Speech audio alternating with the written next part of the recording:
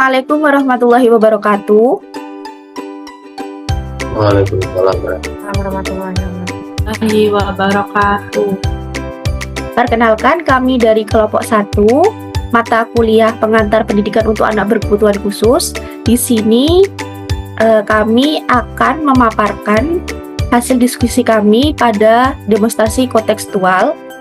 Dan kelompok 1 beranggotakan saya sendiri, Sekar Kinasi, dan juga ada Kak Anissa Ramadhani. Selanjutnya ada Kak Tria Oktresia Arta. Yang selanjutnya ada Kak Bayu. Dan yang terakhir ada Kak Retno. Next, Kak.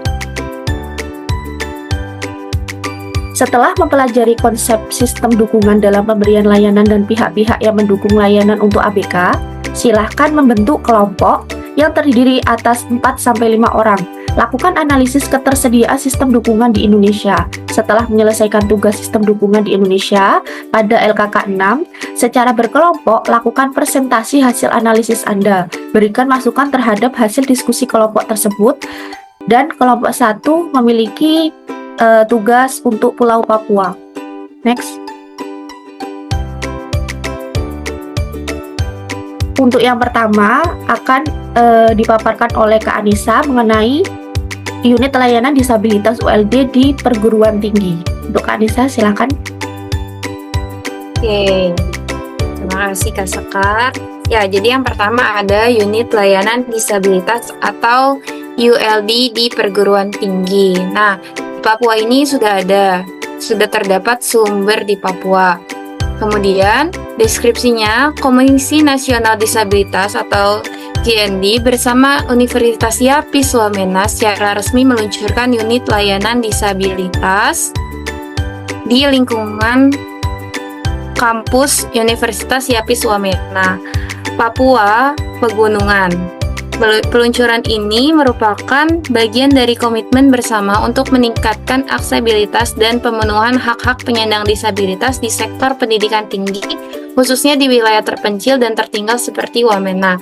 Dalam acara peluncuran, Ketua KND dan Terik Malia menekankan bahwa pembentukan ULD adalah langkah konkret untuk mengimplementasikan Undang-Undang Nomor 8 Tahun 2016 tentang penyandang disabilitas, yang mengamanatkan setiap institusi pendidikan menyediakan layanan yang inklusif dan setara bagi seluruh peserta didik termasuk penyandang disabilitas.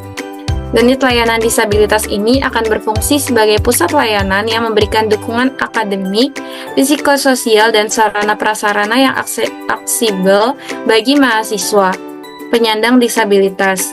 Keberadaan ULD di Universitas Yapis Wamena diharapkan dapat menjadi model bagi kampus-kampus lain di Papua dalam membangun lingkungan pendidikan yang ramah disabilitas. Program ini mendapat apresiasi luas karena memperhatikan konteks geografi dan sosial Papua yang menantang, serta menjadi bagian dari upaya pemerataan hak pendidikan di seluruh wilayah Indonesia. Peluncuran ULD ini juga menjadi momentum penting dalam memperkuat kolaborasi antar lembaga pemerintah dan perguruan tinggi untuk mendukung pembangunan yang inklusif. Oke, materi selanjutnya akan disampaikan oleh pemateri berikutnya. Terima kasih untuk Kak Anissa atas pemaparannya. Selanjutnya akan saya paparkan mengenai pusat sumber pembelajaran untuk siswa berkebutuhan khusus. Nah, ini terdapat pusat sumber di Papua, di mana pusat sumber dalam konteks pendidikan khusus dan pendidikan inklusif merupakan sebuah lembaga yang khusus ditunjuk oleh pemerintah pusat maupun daerah sebagai pusat sumber dalam pengembangan pendidikan khusus.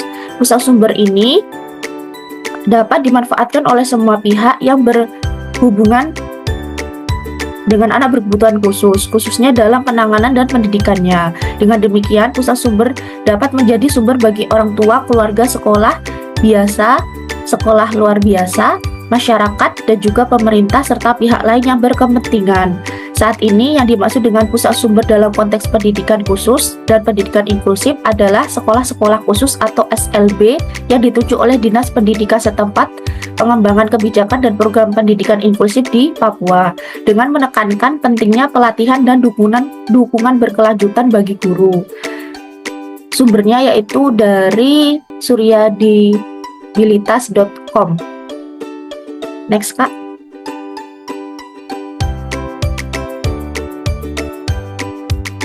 Yang selanjutnya akan dijelaskan oleh Bayu.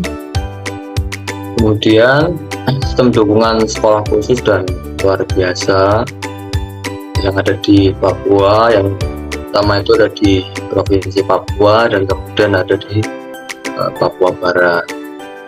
Sekolah luar biasa ini atau SLB di Papua merupakan lembaga pendidikan formal yang melayani anak-anak berkebutuhan khusus seperti tunanetra, tunarungu, tunaragita, tunadaksa, dan autisme.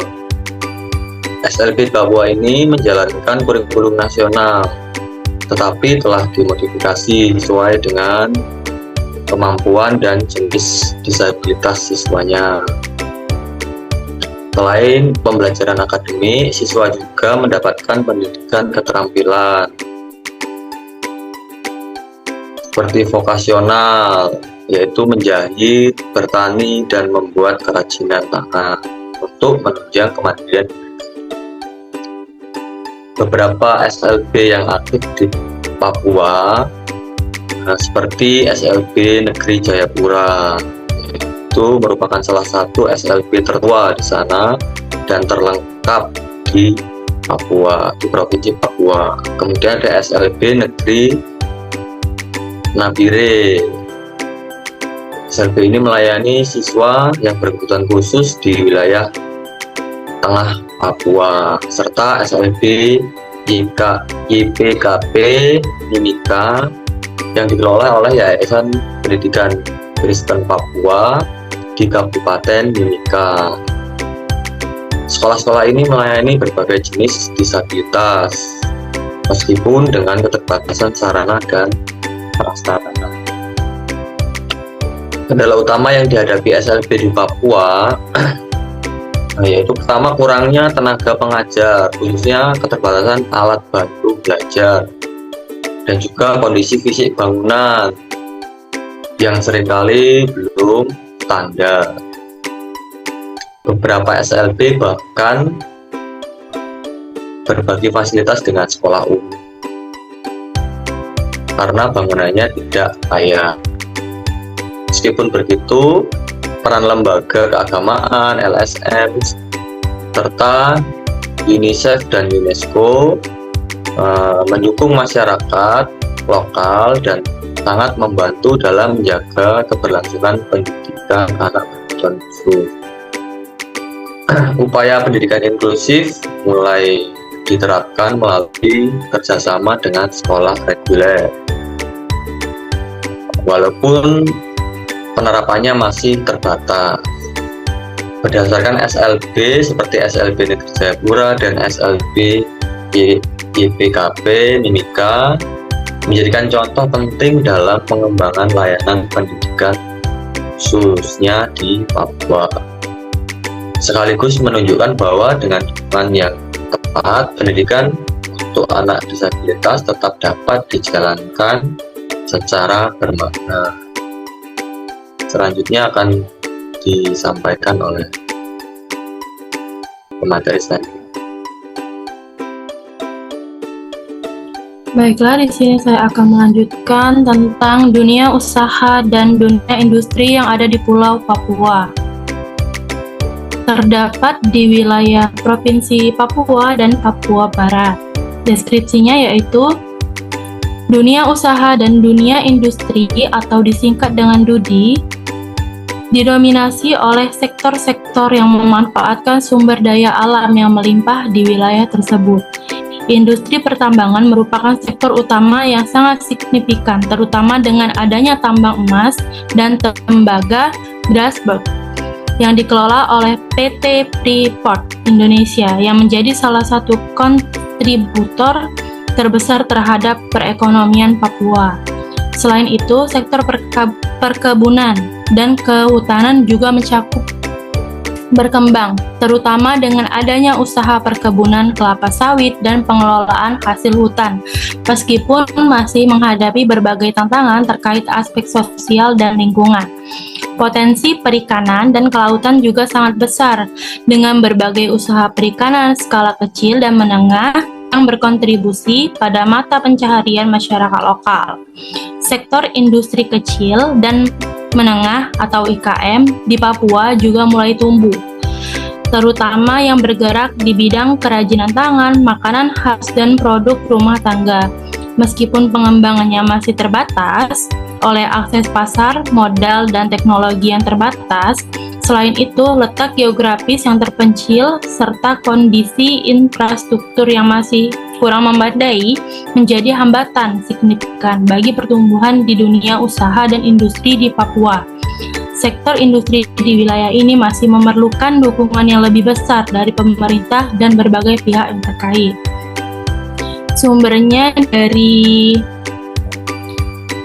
Past Present Papua Resource Economy, The Asia Foundation. Yang kedua, Economic Development and Resource Management in Papua.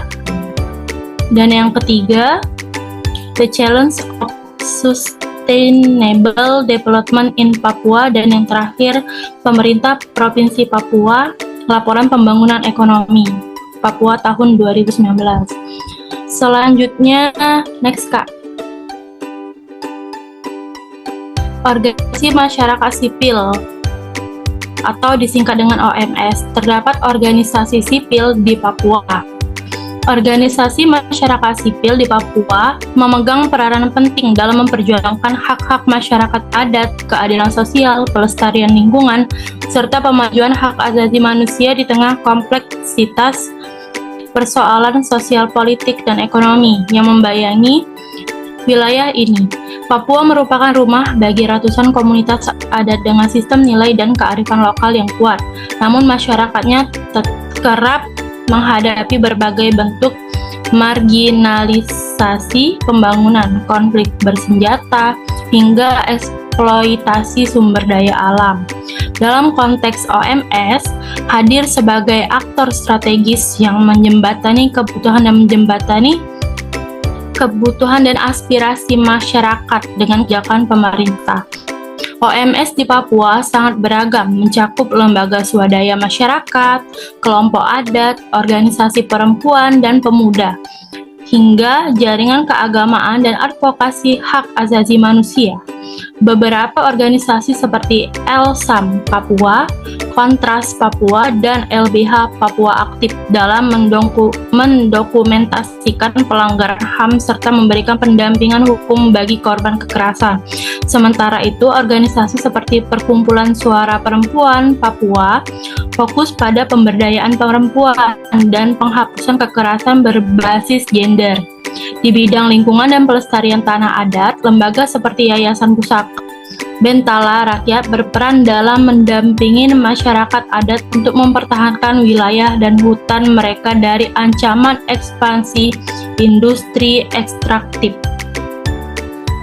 Sumbernya berasal dari LSAM, peran OMS dalam mendokumentasikan pelanggaran HAM di Papua tahun 2025, Kontras Papua, advokasi HAM dan pendampingan korban kekerasan di Papua, dan LBH Papua, bantuan hukum bagi masyarakat adat dan korban kekerasan negara tahun 2025. Baiklah, materi selanjutnya saya serahkan kepada Kak Retno. Oke, terima kasih Tria. Sebelumnya teman-teman, apakah suara saya terdengar? Terdengar ya?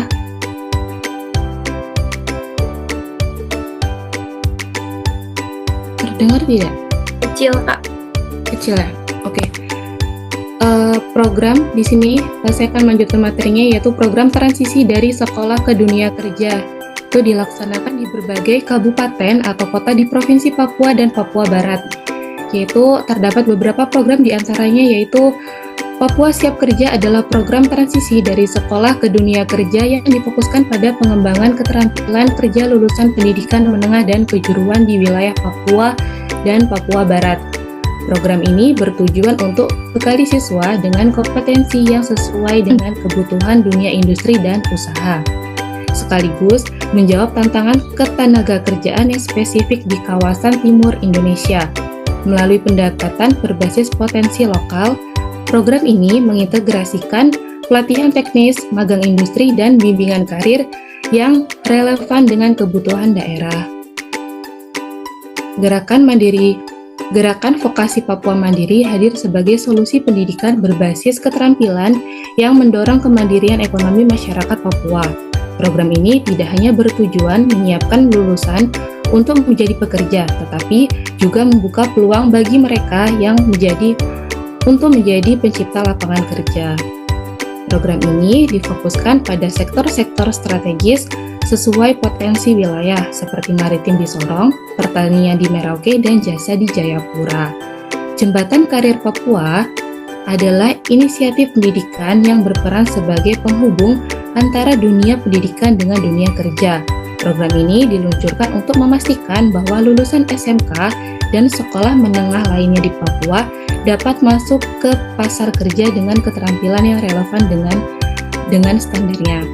Kemudian, selain itu, program ini memberikan pelatihan keterampilan lunak atau soft skill, penguatan karakter kerja, serta literasi digital yang diperlukan dalam menghadapi dunia kerja modern.